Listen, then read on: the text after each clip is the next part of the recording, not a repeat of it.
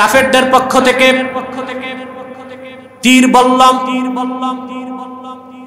একের পর এক আসতে লাগলো রাসূলুল্লাহর দিকে।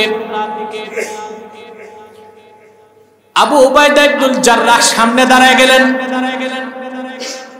রিজাল প্রণেতাগণ লেখেন উহুদের দিন আব্দুল্লাহ হযরতে ইবনুল জাররাহের শরীরে আঘাত লেগেছিল 90টার বেশি।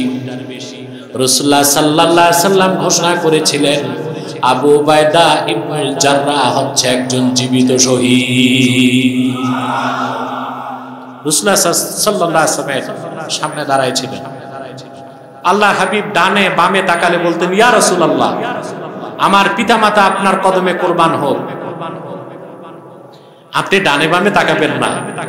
প্রতিটি অস্ত্রের আঘাত আবু উবাইদা ইবনুল জাররাহ আপনার এই গোলামের শরীরে লাগবে আগে। সুবহানাল্লাহ। আবু উবাইদা ইবনুল জাররাহের সাথে আরেকজন ছিলেন মুসাব বিন উমাইর, মক্কার সবচেয়ে ধনী মানুষটা। সুবহানাল্লাহ। কাফেরদের আঘাতে মুসাব বিন উমাইর রাদিয়াল্লাহু তাআলা আনহু শহীদ হয়ে গেলেন।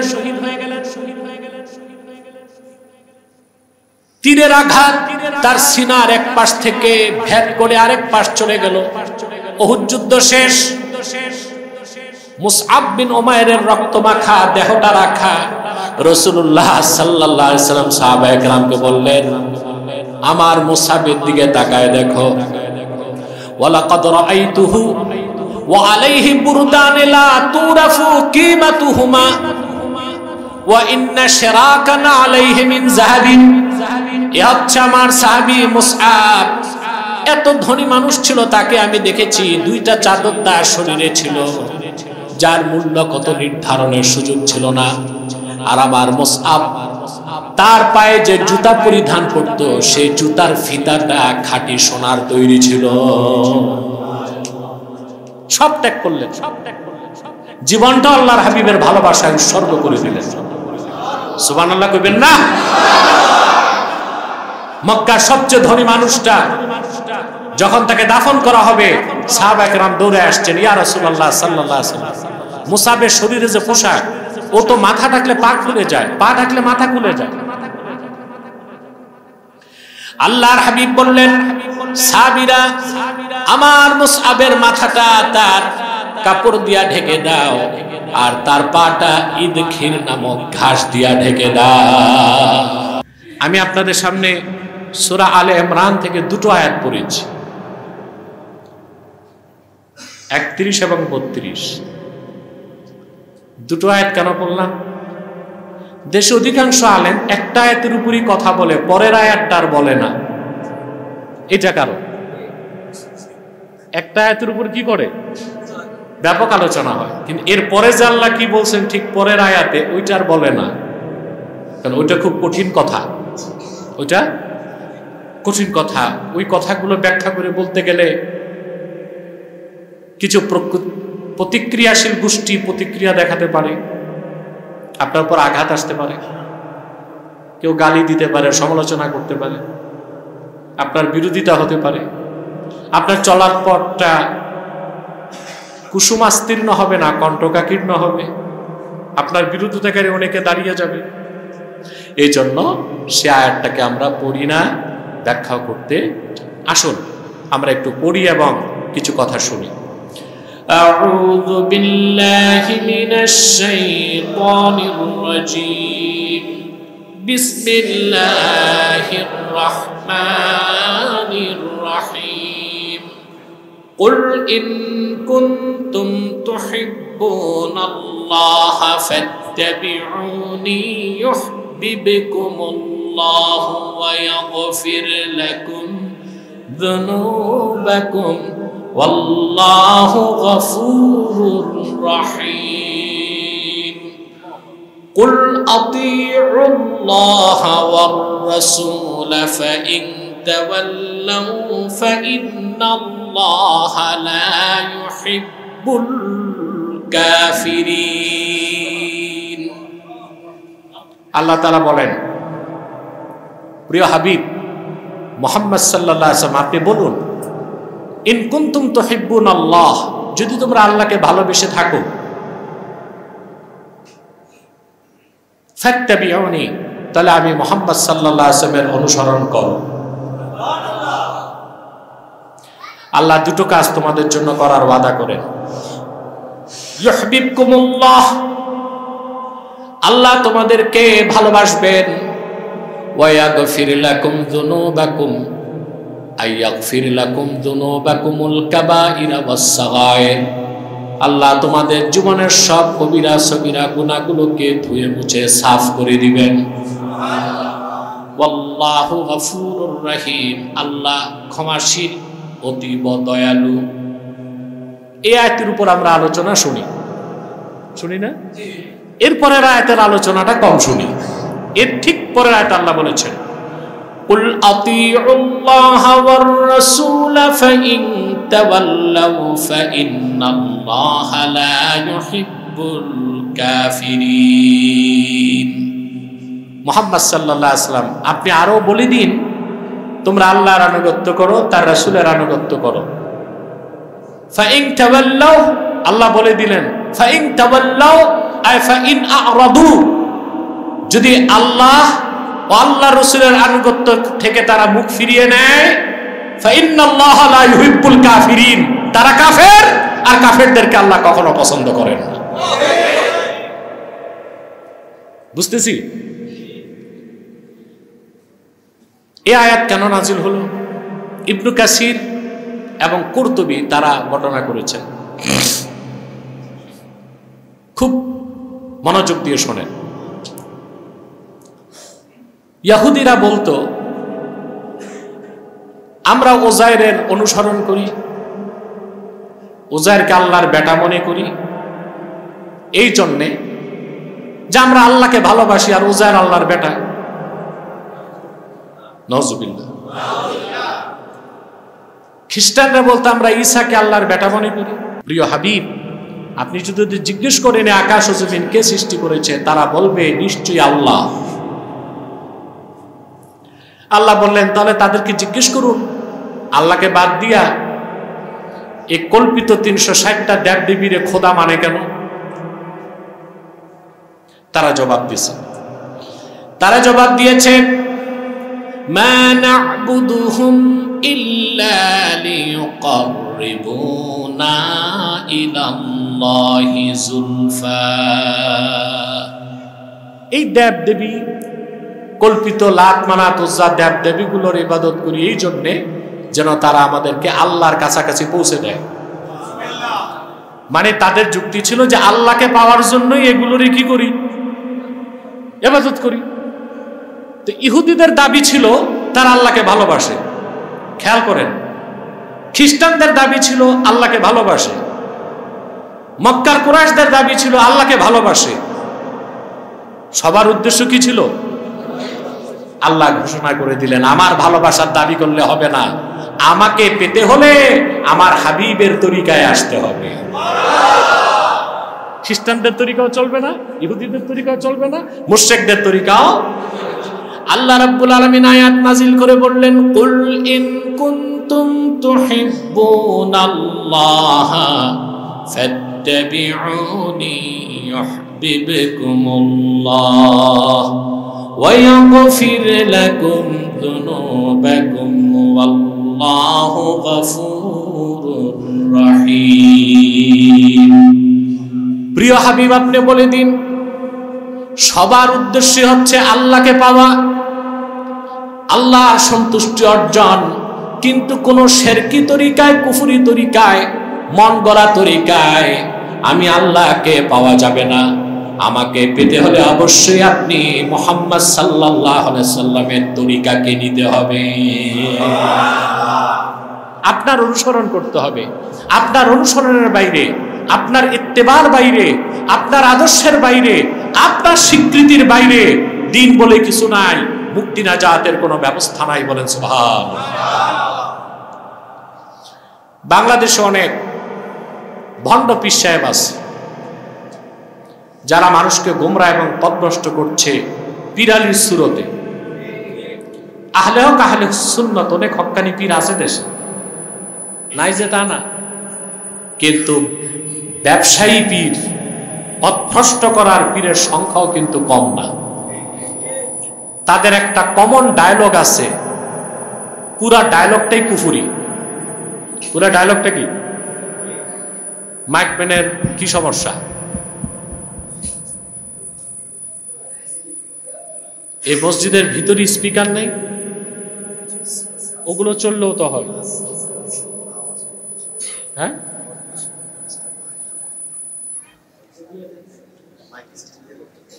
এখানে রেখে দিই। এই ঠিক আছে, আপনাদের কষ্ট হয়ে যাচ্ছে বোধহয়। মনোযোগ দিয়ে শোনেন, আমরা কিছু শিক্ষা এবং দীক্ষা নিয়ে আজকে বাড়ি যাব। যদি প্রকৃত অর্থে আমরা খাঁটি সুন্নি এবং আশিকে রাসূল হইতে চাই, ঠিক না? তো ওই কিছু ভণ্ড পীর প্রচার করে থাকে, যারা নিজেদেরকে সুফিবাদী মনে করে। তারা বলে থাকেন যে যে যেই তরিকায় পারে কাজ করুক, সবার উদ্দেশ্যই তো আল্লাহকে পাওয়া। কথা বলেন, বলে যে যে তরিকায় আছে থাকুক না, সবার উদ্দেশ্যই তো আল্লাহকে পাওয়া। এই কথাটা কি সূরা আলে ইমরানের এই 31 নম্বর আয়াতের পক্ষে না বিপক্ষে? আল্লাহকে পেতে হলে একটাই তরিকা, সেটা হচ্ছে রাসূলুল্লাহর ইত্তেবা। ওনার ইত্তেবা, ওনার অনুসরণের বাইরে চলে এটা। ওনার ইত্তেবা, আমি তো বলছি আওয়াজ কম হোক, তবে পরিষ্কার আওয়াজ হোক। শুনতে পাচ্ছেন তো? তাহলে আর না ধরলেই মনে হয় ভালো হয়। আল্লাহকে পেতে হলে যে কোনো তরিকা চলবে না, আল্লাহর মনোনীত একটাই তরিকা, সেটা রাসূলুল্লাহর ইত্তেবা। সুবহানাল্লাহ। আমরা সবাই আল্লাহকে ভালোবাসি, ভালোবাসতে চাই না? আল্লাহ তো সেটাই বলেছেন, যদি আল্লাহকে ভালোবেসে থাকো, আল্লাহ তার হাবিবকে বলেছেন আপনি বলুন যে আল্লাহকে ভালোবেসে থাকো তা আমার অনুসরণ করো। তো রাসূলুল্লাহর ইত্তেবা, অনুসরণের বাইরে আল্লাহকে ভালোবাসারও সুযোগ নাই, আল্লাহকে পাওয়ারও সুযোগ নাই, আল্লাহ পর্যন্ত পৌঁছারও সুযোগ নাই। সেই তরিকা বাদ দিবে যারা, তারা কি? পরের আয়াতে আল্লাহ বলে দিয়েছেন, কুল আতিউল্লাহ ওয়ার রাসূল ফাইন তাওয়াল্লাউ ফাইন্নাল্লাহা লা ইউহিব্বুল কাফিরিন। রাসূলুল্লাহর আদর্শ, ওনার তরিকা, ওনার শরীয়ত, ওনার দিনকে যারা বাদ দিয়ে আল্লাহকে পেতে চায়, তারা কাফের। জোরে বলেন, তারা কি? কাফের। আল্লাহ স্পষ্ট ঘোষণা দিয়েছেন, কাফেরদেরকে আল্লাহ কখনো পছন্দ করে না। এতটুকু কথা বুঝলাম। এখন একটু তাত্ত্বিক ব্যাখ্যা। আমরা প্রত্যেকে আল্লাহকে ভালোবাসতে চাই, আল্লাহর ভালোবাসা চাই। আর যতক্ষণ পর্যন্ত আল্লাহ তার হাবিব মুহাম্মদ সাল্লাল্লাহু আলাইহি ওয়াসাল্লামের ভালোবাসা জীবনের চেয়ে বেশি না হবে, ততক্ষণ পর্যন্ত মুমিনিত হওয়া যাবে না। যাবে? ইমামে কুরতুবী তাফসীর কুরতুবীতে লেখেন, লাম্মা আমারা রাসূলুল্লাহ সাল্লাল্লাহু আলাইহি ওয়াসাল্লাম বিল হিজরাতি মিন মক্কাতাল মুকাররামাতি ইলাল মাদিনাতিল মুনাওয়ারা জাআলা আর-রাজুলু ইয়াকুলু লিআবিহি ওয়াল আবু লিইবনিহি ওয়াল আখু লিআখিহি ওয়ার রাজুলু লিজাওজাতিহি ইন্না ক্বাদ উমিরনা বিল হিজরা। যখন এই মতনটা তাফসীর কুরতুবীতে, রাসূলুল্লাহ সাল্লাল্লাহু আলাইহি ওয়াসাল্লাম যখন সাহাবা একরামকে আদেশ করলেন মক্কায় 13 বছর দিনের দাওয়াত হয়ে যাওয়ার পরে, যে এবার তোমাদের হিজরত করতে হবে মদিনাতুল মুনাওয়ারাতে। আপনি খেয়াল করেন তো কথাটা, হিজরতের আগ পর্যন্ত একই বাড়িতে থাকতেন পিতা পুত্র, একজন মুসলমান একজন কাফের। স্বামী মুসলমান, স্ত্রী কাফের, ভাই মুসলমান, ভাই কাফের, বাবা মুসলমান, ছেলে কাফের। কথা বুঝতেছেন? কিন্তু যখন হিজরতের আদেশ হয়ে গেল, এখন কি আর একসাথে থাকার সুযোগ আছে? ভাইকে ভাই ছাড়তে হবে, পিতা পুত্রকে ছাড়তে হবে, সন্তান মাকে ছাড়তে হবে, স্ত্রী স্বামীকে ছাড়তে হবে, স্বামী স্ত্রীকে ছাড়তে হবে। রাসূলুল্লাহ সাল্লাল্লাহু আলাইহি সাল্লামের উলুল আজম সাহাবীগণ দেরি করলেন না, সবাই পাড়া প্রতিবেশী আত্মীয় স্বজন বাড়িঘর সব ছেড়ে মদিনা মুনাওয়ারাতে হিজরতের জন্য রওনা হয়ে গেলেন। কুরতুবী লেখেন, মিনহুম মান তাসারাআ লিযালিক ওয়া মিনহুম মান আবা আন ইউহাজির। উলুল আজম সাহাবী যারা নির্দেশের সাথে সাথে বাড়িঘর সব ছেড়ে রওনা হয়ে গেছে মক্কা থেকে মদিনাতুল মুনাওয়ারাতে। আর কিছু সাহাবী তখনও রওনা হন নাই, একটু মনে মায়া লাগতেছে, বাবারে ছেড়ে যাই কেমনে। স্বামী চিন্তা করতেছে স্ত্রী তো মুসলমান হয় নাই, এখন ওরে তো হিজরত করানো যাবে না। ভাই চিন্তা করতেছে ভাইকে কেমনে জানি। আল্লাহ রাব্বুল আলামিন তখন আয়াত নাজিল করলেন, ইয়া আইয়ুহাল্লাযীনা আমানু লা তাত্তাখিযু আবাআকুম ওয়া আবনাআকুম আউলিয়া ইন ইসতাহাব্বুল কুফরা আলাল ঈমান। কঠিন কথা ভাই, দাবি তো করি সবাই আমরা সুন্নি, আমরা আশেক, প্রমাণ দিতে কয়জন পারবো? জিটা তো ঠিক মতো করলেন না। আল্লাহ বললেন, হে ইমানদারগণ, লা তাত্তাখিযু আবাআকুম ওয়া আবনাআকুম আউলিয়া ইন ইসতাহাব্বুল কুফরা আলাল ঈমান। তোমাদের পিতাগণ, তোমাদের সন্তানগণকে তোমরা আপন হিসেবে গ্রহণ করো না যদি তারা ঈমানের উপর কুফরকে প্রাধান্য দেয়। অর্থাৎ তাদের কাছে যদি ঈমান তার চেয়ে কুফর বেশি পছন্দ হয়, তারা মুসলমান নয়। হোক পিতা, হোক ভাই, হোক সন্তান, তার সাথে তোমার সমস্ত সম্পর্ক ছিন্ন করে ফেলো। কার ভালোবাসায়? আল্লাহর হাবিবের ভালোবাসা। সুবহানাল্লাহ। তারপর দেখা গেল কিছু ব্যক্তি ছাড়া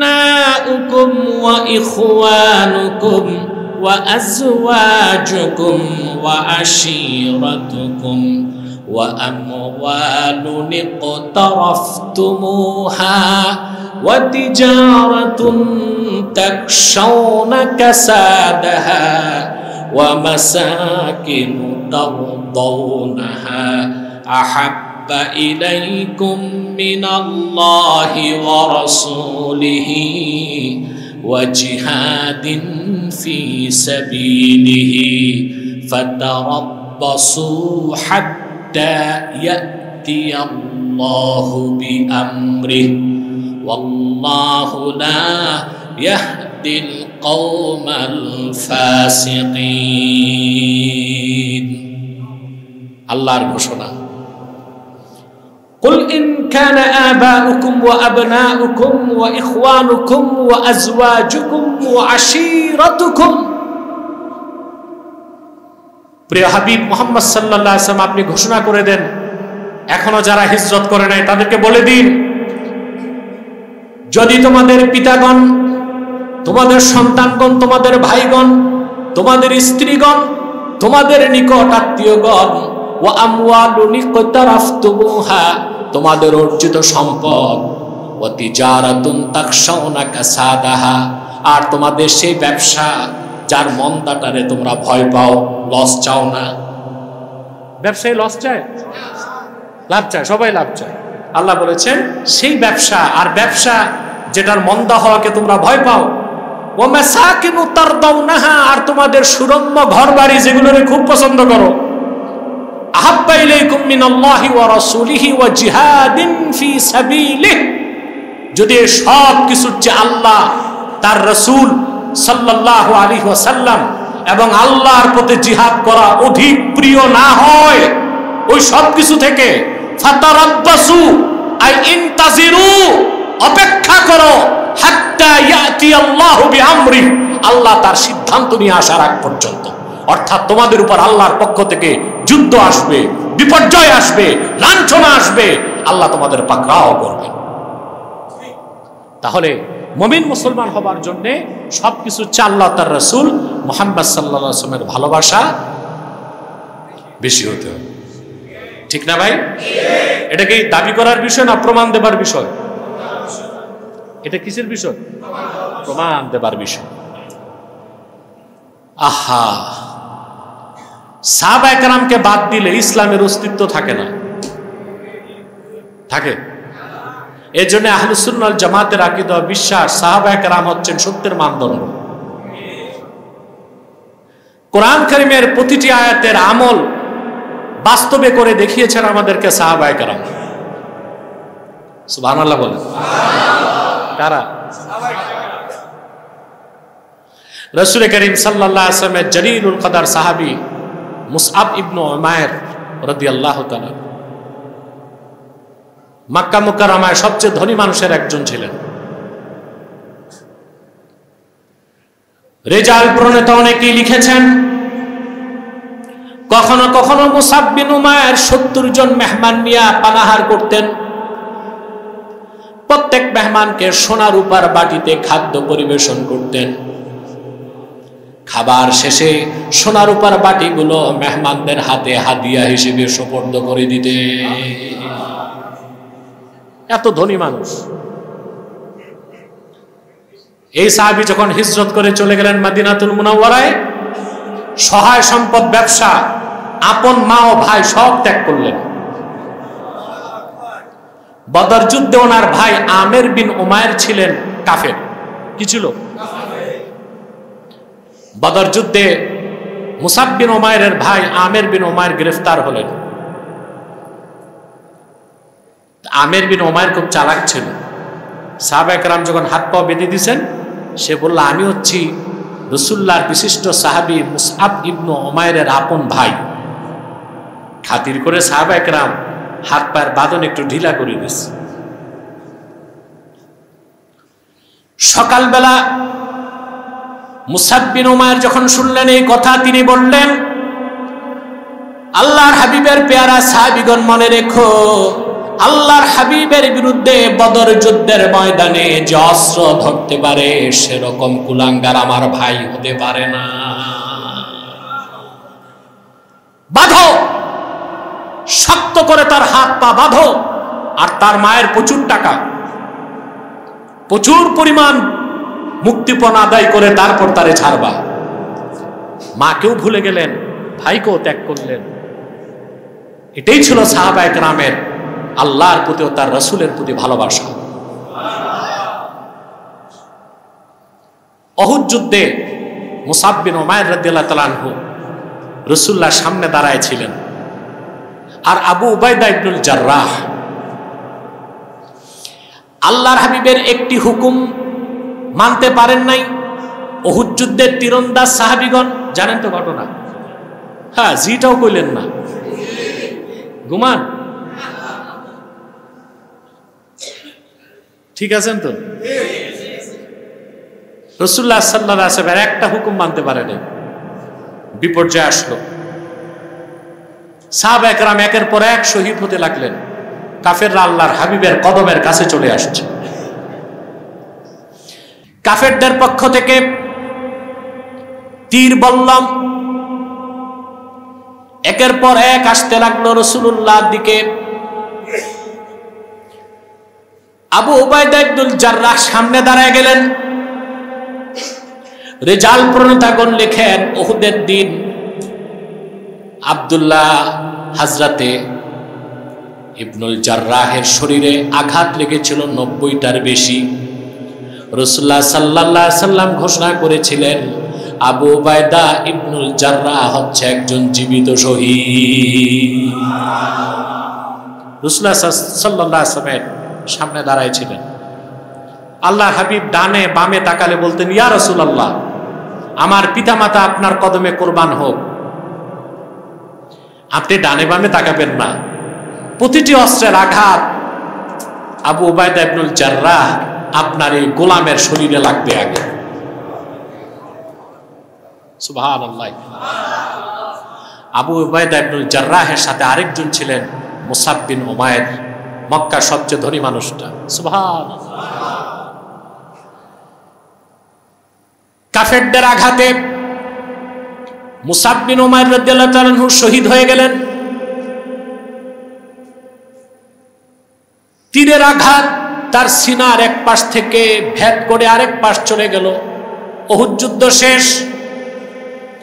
মুসআব বিন উমাইরের রক্তমাখা দেহটা রাখা রাসূলুল্লাহ সাল্লাল্লাহু আলাইহি সাল্লাম সাহাবায়ে কেরামকে বললেন, আমার মুসআবের দিকে তাকায় দেখো। ওয়ালাকাদ রাআইতুহু ওয়া আলাইহি বুরদান লা তুরাফু কিমাতুহুমা ওয়া ইন্না শিরাকানা আলাইহি মিন যাহাবিন। এ হচ্ছে আমার সাহাবী মুসআব। এত ধনী মানুষ ছিল, তাকে আমি দেখেছি দুইটা চাদর তার শরীরে ছিল, যার মূল্য কত নির্ধারণের সুযোগ ছিল না। আর আমার মুসআব তার পায়ে যে জুতা পরিধান করত, সেই জুতার ফিতাটা খাঁটি সোনার তৈরি ছিল। সব ত্যাগ করলেন, জীবনটা আল্লাহর হাবিবের ভালোবাসায় উৎসর্গ করে দিলেন। সুবহানাল্লাহ কইবেন না? মক্কার সবচেয়ে ধনী মানুষটা যখন তাকে দাফন করা হবে, সাহাবা কেরাম দৌড়ে আসছেন, ইয়া রাসূলুল্লাহ সাল্লাল্লাহু আলাইহি ওয়াসাল্লাম, মুসাবের শরীরে যে পোশাক, ও তো মাথা ঢাকলে পা খুলে যায়, পা ঢাকলে মাথা খুলে যায়। আল্লাহর হাবিব বললেন, সাহাবীরা, আমার মুসআবের মাথাটা তার কাপড় দিয়া ঢেকে দাও, আর তার পাটা ইদখির নামক ঘাস দিয়া ঢেকে দাও। আল্লাহ যে কথা বলছেন, কুল ইন কানা আবাউকুম ওয়া আবনাউকুম, যে আয়াত আমি শোনালাম আপনাদেরকে, এর বাস্তব প্রমাণ ১৫০০ বছর আগে রাসূলুল্লাহর কদমের সামনে সাহাবায়ে কেরাম দিয়েছিলেন। আর এটাই ছিল সাহাবায়ে কেরামের মর্যাদার অনন্য বৈশিষ্ট্য। ঠিক কিনা? মিশকাতে শরফের কাতে মোল্লা আলী কারি রহমতুল্লাহ কথাটি উল্লেখ করেছেন। গাউসে পাক শেখ আব্দুল কাদের জিলানী রহমতুল্লাহকে জিজ্ঞেস করা হয়েছিল, সাহেব, রাসূলুল্লাহ সাল্লাল্লাহু আলাইহি ওয়াসাল্লামের সাহাবীগণের স্তর আপনার চেয়ে কতটুকু পড়ে? গাউসে পাক শেখ আব্দুল কাদের জিলানী বলেছেন, সালিকিনরা শুনে রাখো, আল্লাহর হাবিব মুহাম্মদ সাল্লাল্লাহু আলাইহি ওয়াসাল্লামের সুমহান সাহাবীগণ জিহাদের ময়দানে ঘোড়া নিয়ে যখন দৌড়াতেন, তাদের ঘোড়ার পা থেকে যেই ধুলা উড়তো, ওইটার সমান মর্যাদাও আমি আব্দুল কাদেরের হয় নাই। সুবহানাল্লাহ। সাহাবায়ে কেরামের এই মর্যাদা তারা লাভ করেছিলেন এমনি। তাহলে ভাইরা, যদি আল্লাহকে ভালোবাসতে চান, আল্লাহর হাবিব মুহাম্মদ সাল্লাল্লাহু আলাইহি ওয়াসাল্লামের অনুসরণ করতেই হবে। আল্লাহর হাবিব মুহাম্মদ সাল্লাল্লাহু আলাইহি ওয়াসাল্লামের ভালোবাসা জীবনের চেয়ে বেশি যতক্ষণ না হবে, আল্লাহর হাবিবের সুন্নাহের পূর্ণাঙ্গ অনুসরণ ততক্ষণ সম্ভব হবে না। হবে ভাই, হবে।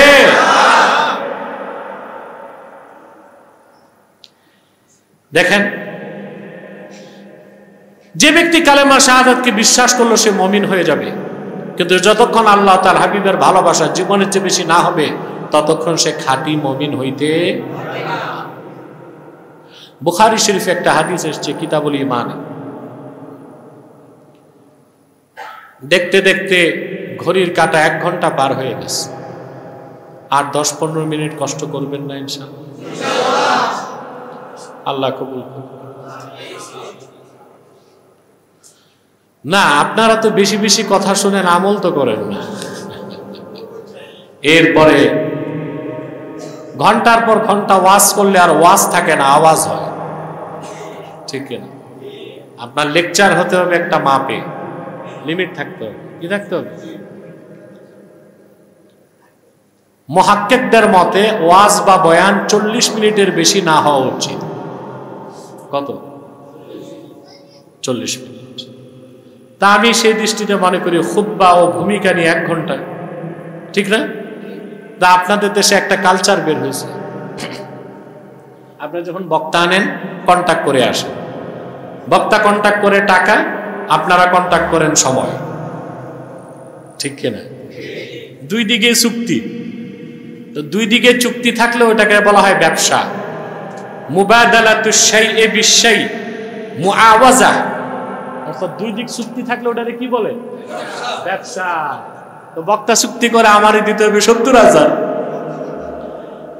আর কমিটি চুক্তি করে আমারে 2 ঘন্টা টাইম দিতে হবে, ঠিক কিনা?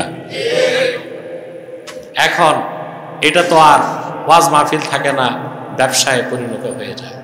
তবে বক্তা যত চুক্তি করুক, আপনারা যারা মাহফিল করবেন আপনারা লাভ ঠিকই পেয়ে যাবেন। এরকম বক্তারা হচ্ছে মোমবাতির মতো, মোমবাতি সবাইকে আলো বিতরণ করে নিজে জ্বলে যায়।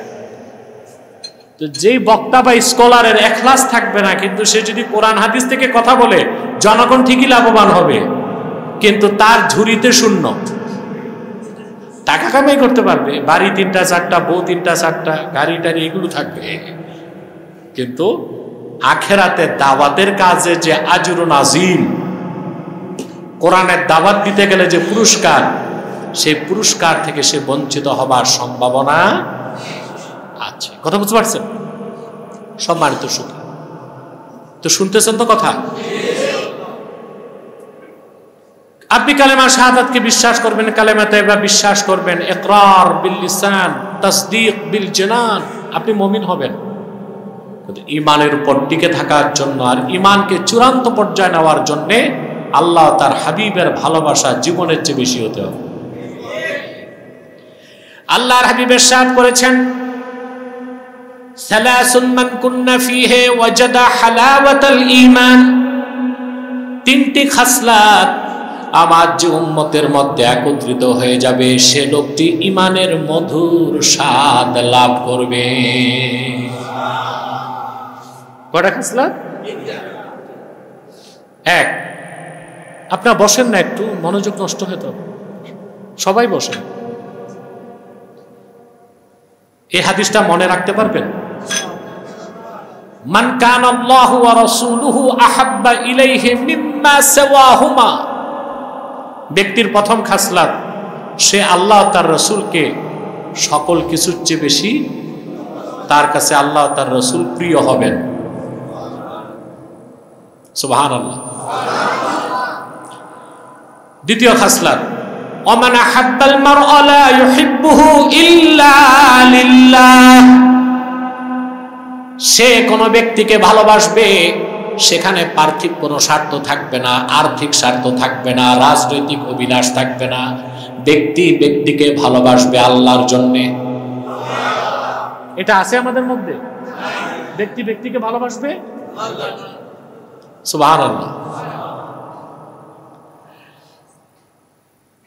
এখন যে অবিশ্বাসী বেঈমান, কাফের মুশরিক বেঈমান, তাকে তো মুসলমান ভালোবাসতে পারে না, তার সাথে দুশ্মনী রাখতে হবে, প্রকাশ্য না হলেও অন্তরে। কেন? যে সে আল্লাহর শত্রু, সে আল্লাহর। মমিনকে ভালোবাসবে এই জন্য, মমিন হচ্ছে আল্লাহর বন্ধু। মমিন কাফের মুশরিকের সাথে দুশ্মনী রাখবে অভ্যন্তরীণ ভাবে, কখনো প্রকাশ্যে, কখনো বাস্তবতায়। কেন? অবিশ্বাসী হচ্ছে আল্লাহর শত্রু, ঠিক না? এটাই হচ্ছে আল ওয়ালা ওয়াল বারা, আল হুব্বু ফিল্লাহি ওয়াল বুগযু ফিল্লাহ। আপনাকে এই জন্য মানুষকে ভালোবাসেন? কোথায়? নেতাদের পিছনে যে মোটরসাইকেল নিয়ে বাকিরা দৌড়ায়, এগুলো বেড়ে গেছে এখন, ঠিক না? বিশাল মোটরসাইকেলের শোভাযাত্রা, কে যাচ্ছে? ওটা হকিস্টিক বল্টু যাচ্ছে। পিছে কারা? সেলাসা মুন্ডা, নামও কি হকিস্টিক বল্টু, মানে উনি পাতি নেতা। তো যারা আছে পিছনে সব সাথী নেতা। এরা মোটরসাইকেলের তেল পুড়তেছে, রোদে জ্বলতেছে, বৃষ্টিতে ভিজতেছে, ধুলাবালি নাক দিয়া নিচ্ছে, কিন্তু মাহফিলে তারা 10 মিনিট বসাইতে পারবেন না। জুমার দিন দেখবেন ইমাম সাহেব একটু আলোচনা বেশি করছে, ওনার ভাল লাগতেছে না, কাশাকাশি শুরু করে দিছে।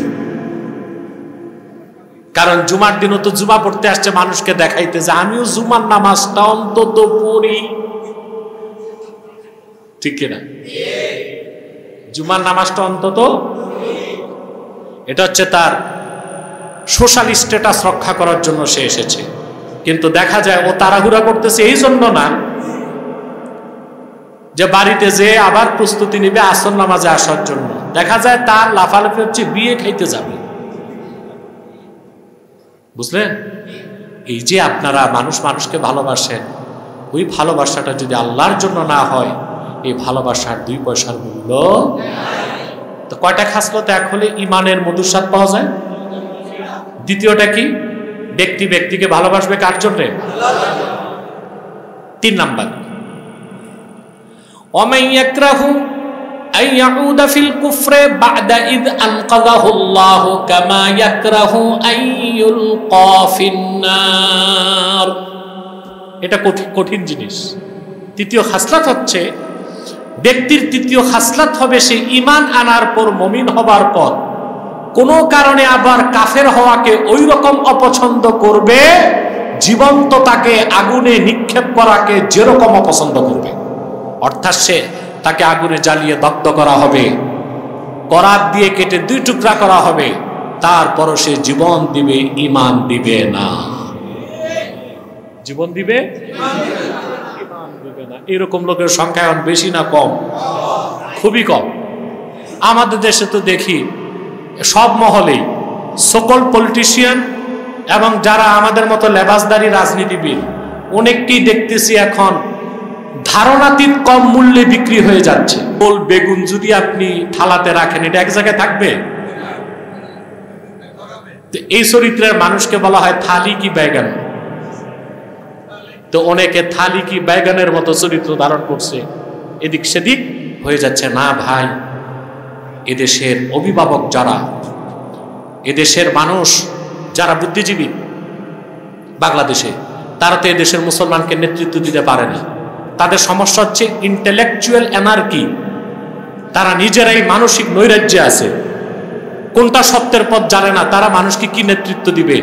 এদেশের মানুষকে নেতৃত্ব দেবার একমাত্র হকদার হচ্ছে ওলামায়ে কেরাম।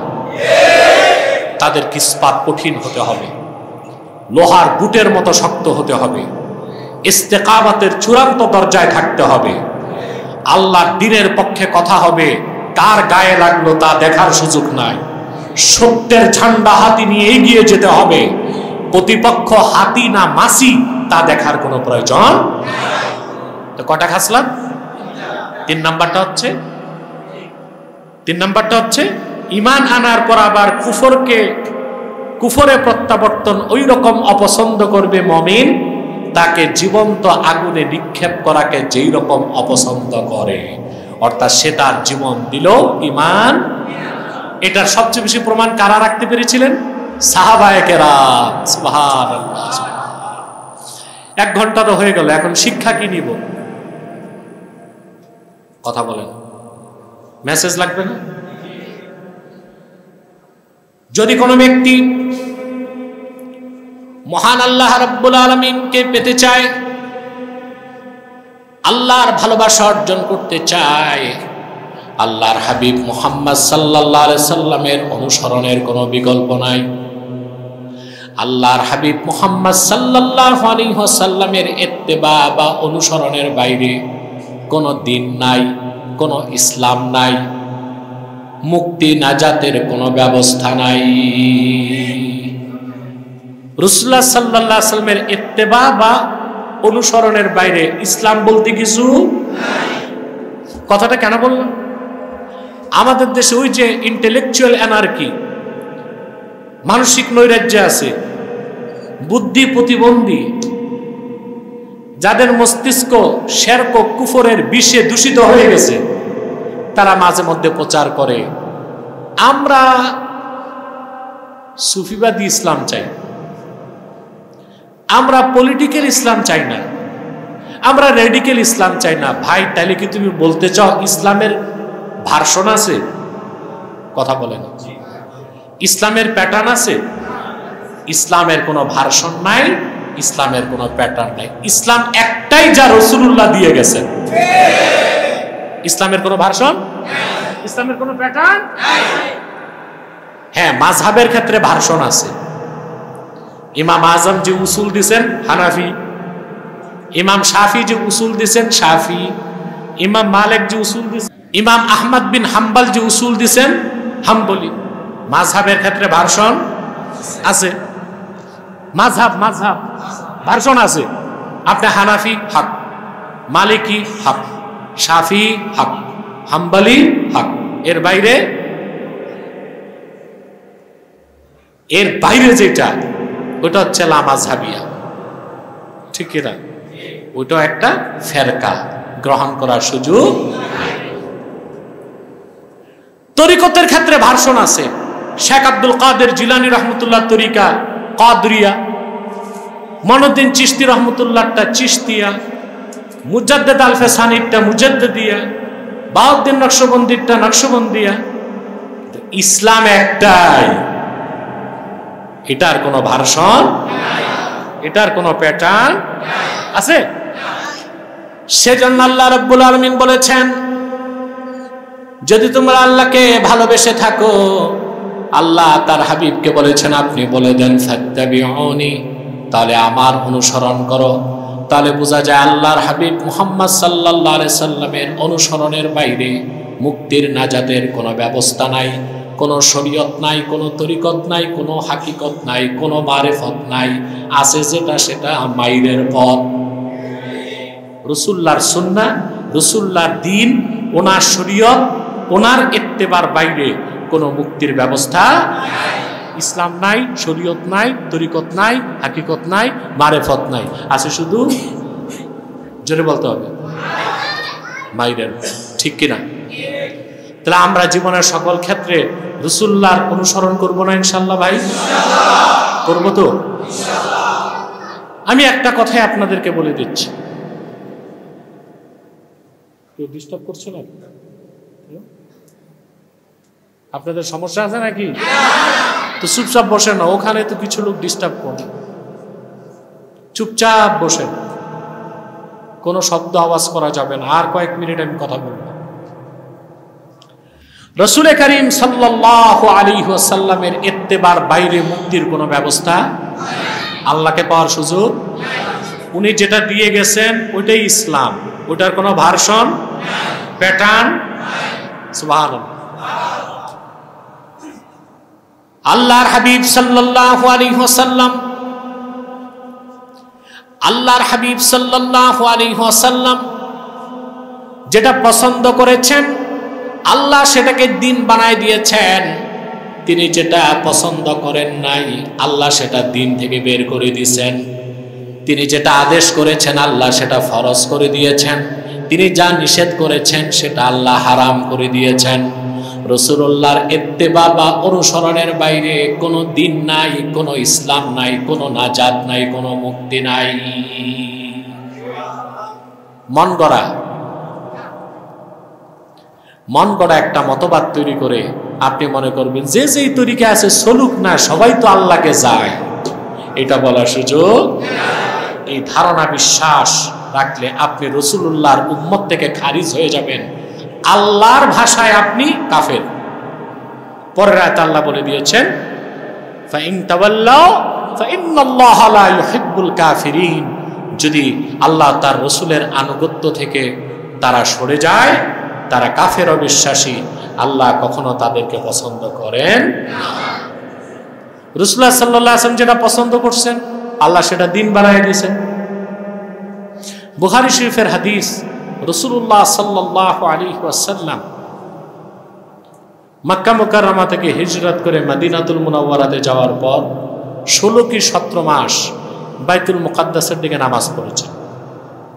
কিন্তু রাসূলুল্লাহর মনের টানটা ছিল কাবার দিকে। কোন দিকে? কাবা তৈরি করছেন হযরত ইব্রাহিম, একদম প্রথম করছেন হযরত আদম জিবরিলকে নিয়ে, কিন্তু পরবর্তী সংস্কার কে করছেন? তো রাসূলুল্লাহ মনের টানটা ছিল কাবা যদি কিবলা হইতো, কিন্তু মুখ ফুটে রাসূলুল্লাহ বলতেন না, শুধু আকাশের দিকে তাকাইতেন। যে আল্লাহ তো আমার মনেরটা জানেন। আল্লাহ তাআলা ওহী নাজিল করে দিলেন, قد نرى تقلب وجهك في السماء। মুহাম্মদ সাল্লাল্লাহু আলাইহি ওয়াসাল্লাম বারবার আপনি আকাশের দিকে তাকান কিবলা পরিবর্তন হবে কিনা জানার জন্য। আমার তো তা দেখতে ভালো লাগে। অচিরে আমি কিবলা পরিবর্তন করে দিব। আল্লাহ কিবলা পরিবর্তন করে বললেন, ফাওয়াল্লি ওয়াজহাকা শাতরাল মাসজিদিল হারাম। মানুষের জন্য হজ হচ্ছে বাইতুল্লাহ, ওই সব মানুষ যারা মুমিন আর কাবা পর্যন্ত যাওয়ার সক্ষমতা রাখে। কিন্তু আপনাদের কাছে প্রশ্ন, হজের দিন 9 তারিখ লক্ষ লক্ষ হাজি তারা কি কাবায় থাকে না আরাফাতের ময়দানে থাকে? একজন হাজিও কাবার চত্বরে থাকে না, সবই। তার কারণ আল্লাহর হাবিব ইরশাদ করেছেন, আল হাজ্জু আরাফা। হজের সবচেয়ে বড় কাজ আরাফায়। আল্লাহ হজের 3 ফরজে 1 নম্বর ফরজ বানাই দিয়েছেন আরাফাতে থাকা। সুবহানাল্লাহ। রাসূলুল্লাহ সাল্লাল্লাহু আলাইহি ওয়াসাল্লাম যেটা পছন্দ করছেন আল্লাহ দিন বানাই দিয়েছেন। রাসূলুল্লাহ যেটা অপছন্দ করছেন আল্লাহ বদদিন বানাই দিয়েছেন। রাসূলুল্লাহ সাল্লাল্লাহু আলাইহি ওয়াসাল্লাম যেটা আদেশ করছেন আল্লাহ ফরজ করে দিয়েছেন। রাসূলুল্লাহ সাল্লাল্লাহু আলাইহি ওয়াসাল্লাম যেটা নিষেধ করছেন আল্লাহ হারাম করে দিয়েছেন। সেজন্য আল্লাহ রাব্বুল আলামিন, সুবহানাল্লাহ সুবহানাল্লাহ সুবহানাল্লাহ, ইত্তেবায়ে রাসূল ছাড়া মুসলমান হওয়ার সুযোগ নেই, মুমিন হওয়ার সুযোগ নেই। রাসূলুল্লাহ সাল্লাল্লাহু আলাইহি ওয়াসাল্লামের অনুসরণ সাহাবায়ে কেরাম কিভাবে করতেন দেখেন। সহিহ আল বুখারী কিতাবুত তাফসীর বাবু ফাজলি ফাতিহাতিল কিতাব, এই বাবের মধ্যে হাদিসটা এসেছে। রাসূল করিম সাল্লাল্লাহু আলাইহি ওয়াসাল্লামের জলিলুল কদর সাহাবী আবু সাঈদ মুআল্লা, তিনি মসজিদ নববীতে নামাজ পড়তেছিলেন। নামাজটা ছিল ফরজ নামাজ, তিনি জামাত পান নাই। কথা বুঝতেছেন? বুখারী শরীফের মাতান সাহাবী বলেন, আমি নামাজে ছিলাম, ফাদাআনি আন-নাবিয়্যু সাল্লাল্লাহু আলাইহি ওয়াসাল্লাম ফালাম উজিবহু। এই মতনটা বুখারীতে আসছে, মুসলিমে এসেছে ভিন্ন মতন। ফাদাআনি রাসূলুল্লাহ সাল্লাল্লাহু আলাইহি ওয়াসাল্লাম ফালাম উজিবহু, একই কথা ভিন্ন শব্দে। আবু সাঈদ বলেন, আমি ফরজ নামাজে ছিলাম, রাসূলুল্লাহ ডাকছেন, নামাজটা ফরজ ছিল, আমি রাসূলুল্লাহর ডাকের জবাব দেই নাই। বলেন তো ভাই, সাহাবী কাজটা ঠিক করছিলেন না ভুল করছিলেন? নামাজ শেষ, সাহাবী দৌড়ে এসে বললেন, লাব্বাইকা ওয়া সা'দাইকা ইয়া রাসূলুল্লাহ সাল্লাল্লাহু আলাইহি ওয়াসাল্লাম। আয় আল্লাহর রাসূল, আপনার গোলাম আপনার কদমের সামনে হাজির আছে। ডেকেছিলেন? আল্লাহর হাবিব বললেন, ডেকেছিলাম, জবাব দাও নাই কেন? সাহাবী বললেন, কুনতু উসাল্লি, আমি নামাজে ছিলাম।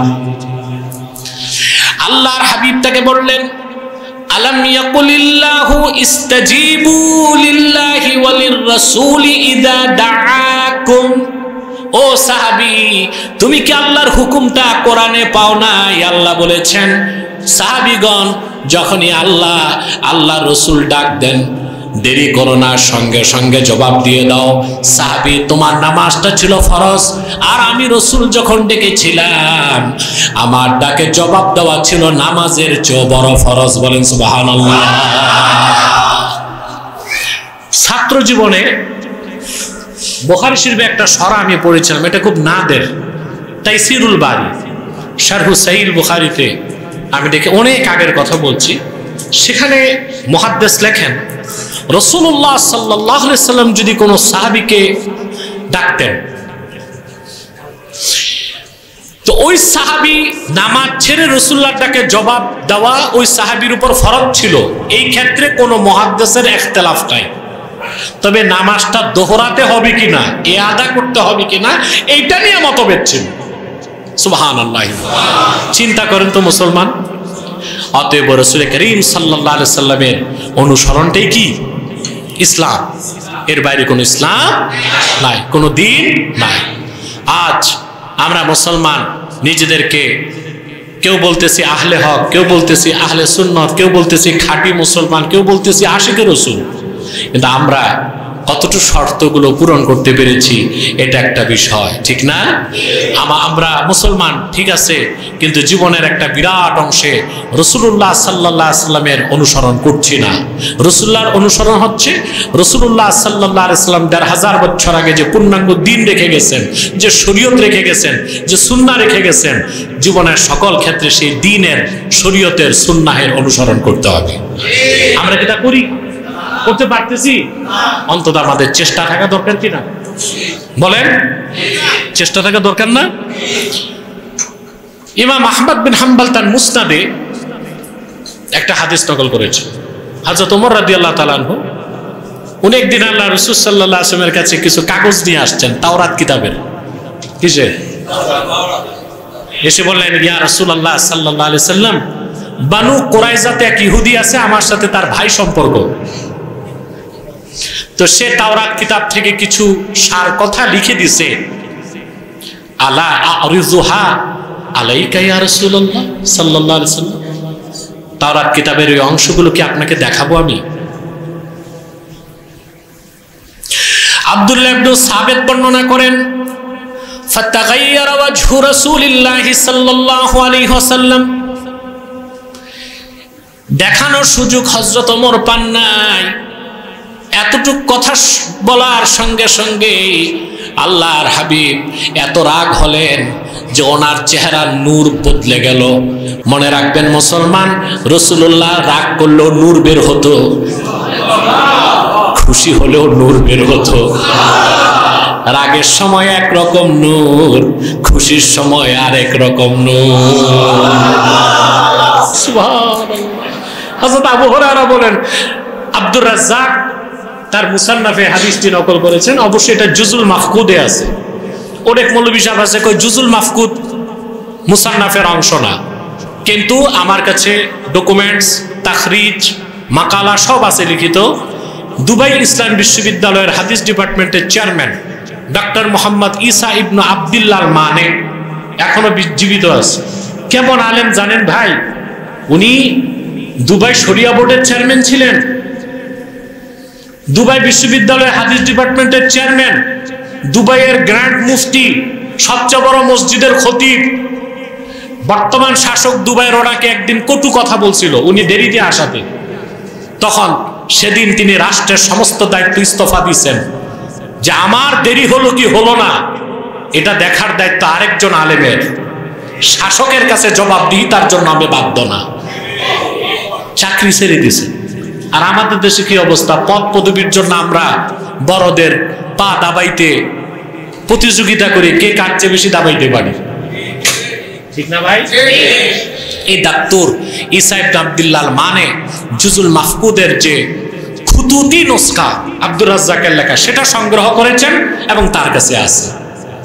কথা বুঝতে পারছেন তো? জুজুল মাফকুদের মধ্যে এসেছে, আবু হুরায়রা রাদিয়াল্লাহু তাআলা আনহু বলেছেন, রাসূলুল্লাহ সাল্লাল্লাহু আলাইহি সাল্লাম এত সুন্দর ছিলেন যে ওনার সৌন্দর্য ব্যাখ্যা করার কোনো শব্দ আমার কাছে নাই। আবু হুরায়রা বলেন, দিনের বেলা আল্লাহর হাবিবের দিকে যখন তাকাতাম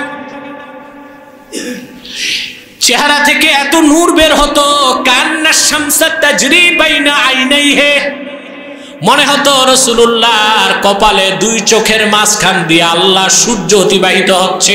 সুবহানাল্লাহ। রাসূলুল্লাহ সাল্লাল্লাহু আলাইহি সাল্লাম রাগ করলেও নূর বের হতো, সুবহানাল্লাহ, খুশি হলেও নূর বের হতো। এই জন্য তরজমাটা আমি ওইভাবে করেছি। রাসূলুল্লাহ সাল্লাল্লাহু আলাইহি সাল্লাম ওমরের কথা শুনে এত রাগ হলেন যে ওনার চেহারা নূর, মানে চেহারার মধ্যে রাগ ফুটে উঠল। আব্দুল্লাহ ইবনে সাবিত হযরত ওমরকে বললেন, আলা তারা বিওয়াজহি রাসূলিল্লাহ সাল্লাল্লাহু আলাইহি সাল্লাম, ওমর তুমি যে কথা বলছো এতে রাসূলুল্লাহ রাগ করছেন, তুমি বুঝতেছো না? হযরত ওমর বুঝলেন তাওরাত কিতাবের অংশ তার হাতে দেখার কারণে রাসূলুল্লাহ রাগ করেছেন। সঙ্গে সঙ্গে হাঁটু গেড়ে বসে তিনি বললেন, রাদিতু বিল্লাহি রাব্বান ওয়া বিল ইসলামি দীনান ওয়া বি মুহাম্মাদিন সাল্লাল্লাহু আলাইহি ওয়াসাল্লাম রাসূলা। সঙ্গে সঙ্গে তিনি তাওরাতের অংশ সরায় ফেললেন। আল্লাহর হাবিব বললেন, ওমর শুনে রাখো, লাউ আসবাহা ফীকুম মূসা সুম্মা ইত্তাবা'তুমূহু ওয়া তারাকতুমুনি লাদালালতুম। আহমদ বিন হাম্বল তার মুসনাদে হাদিসটি উল্লেখ করেছেন বিশুদ্ধ সনদে আব্দুল্লাহ ইবনে সাবিত থেকে।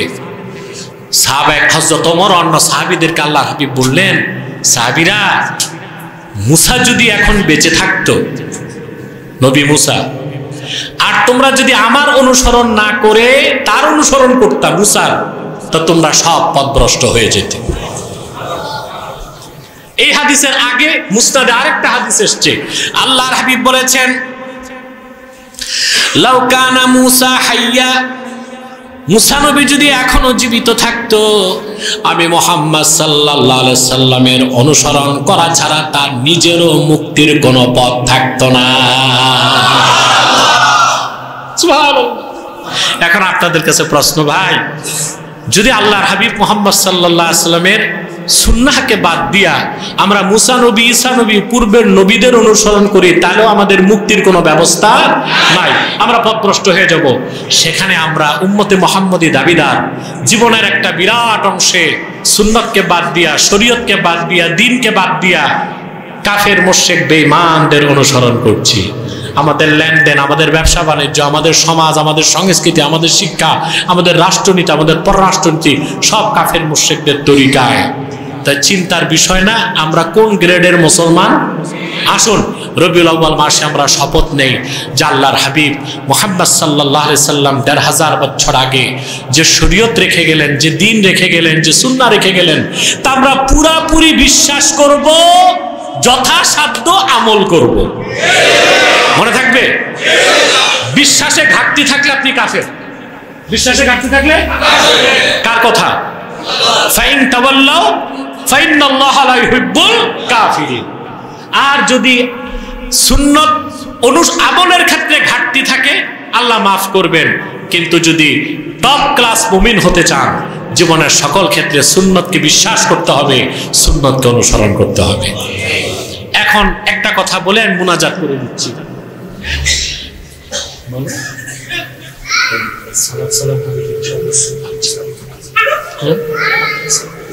ও আচ্ছা আচ্ছা, ঠিক। এখন একটা কথা তো বলতে হয়, সুন্নত তো বুঝেন না আপনারা। আমরা সুন্নত বলতে কি বুঝি? জুব্বা, টুপি, পাগড়ি, মেসওয়াক, দস্তরখানে খাওয়া, মিষ্টি খাওয়া, কদু খাওয়া। সুন্নত কি এত ক্ষুদ্র জিনিস? সুন্নাত কি তা তো আমরা বুঝি না। সুন্নাত হচ্ছে নীতি। কি? আল্লাহর হাবিব সাল্লাল্লাহু আলাইহি সাল্লাম যে ক্ষেত্রে যে নীতি নির্ধারণ করছেন ওইটার নাম সুন্নাত। যেমন আমি একটা উদাহরণ দিই, এশার নামাজ কয় রাকাত পড়ছেন? এশা না, ফরজ 4 রাকাত পড়ছেন। এত বিশ্বাস করেন? যোহর কয় রাকাত পড়েন? আসর, মাগরিব, ফজর। কোরআন শরীফের কোথায় আছে? 5 ওয়াক্ত নামাজের কথা কোরআনে আছে, রাকাতের কথাগুলো সুন্নাহে আছে। ঠিক না? এর জন্য বাংলাদেশে যারা আহলে কোরআন দাবিদার, সুন্নত হাদিস মানে না, তাদেরকে আমরা কাফের বলে থাকি। কারণ হাদিস অস্বীকার করলে ঈমান থাকবে না। ঈমান থাকবে না। যেমন নামাজ 5 ওয়াক্ত আল্লাহ কোরআনে বলে দিয়েছেন, আকিমিস সালাতা তারাফাইন নাহারি ওয়া যুলাফাম মিনাল লাইল ইন্নাল হাসানাতি ইউযহিবনাস সাইয়্যাত। কয় ওয়াক্ত নামাজ? কিন্তু কোনটা কয় রাকাত? রাসূলুল্লাহ সাল্লাল্লাহু আলাইহি ওয়াসাল্লামের জলিলুল কদর সাহাবী ইমরান ইবনে হুসাইন রাদিয়াল্লাহু তাআলা আনহু, তিনি দামেশকে হাদিসের দার্স দিতেন। তো রাসূলুল্লাহ সাল্লাল্লাহু আলাইহি ওয়াসাল্লামের শাফাতের কথা বলার পরে